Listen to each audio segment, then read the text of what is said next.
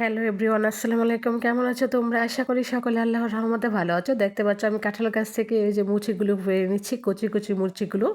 তো এগুলো কিন্তু কাঁঠাল না, এগুলো অ্যাকচুয়ালি মুচি।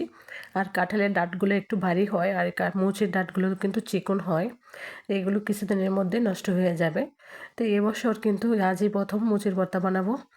তো এগুলো কিন্তু আমি সবসময় খাই, আর আমি ভর্তা খেতে পছন্দ করি বরাবরই, তোমরা জানো।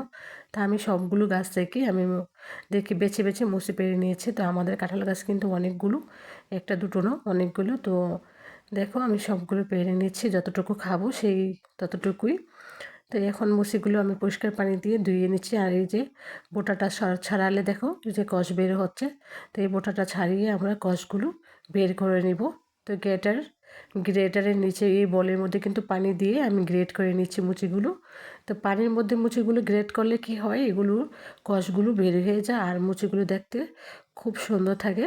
তা আমি ছাইয়ের মাধ্যমে মরিচ পুড়িয়ে নিচ্ছি। বরাবর আমি ছাইয়ের মাধ্যমে মরিচ পুড়িয়ে খেতে পছন্দ করি, আর এটার সেন্টটা খুব ভালো হয়, সেই কারণে আমি এইভাবে করি। তো দেখো সবগুলো মরিচ পোড়া হয়ে গেছে, আমি সবগুলো নিয়ে নিলাম। তো নিয়ে নিচ্ছি টমেটো, এইগুলো খুবই টক টমেটো।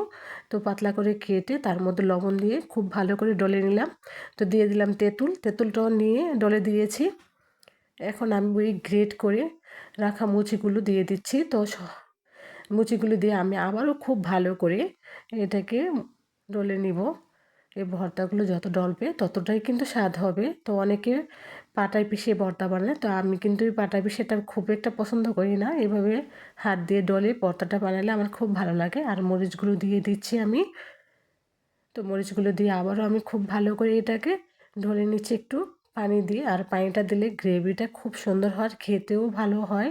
তার মধ্যে দিয়ে দিয়েছি আমি একটু চিনি।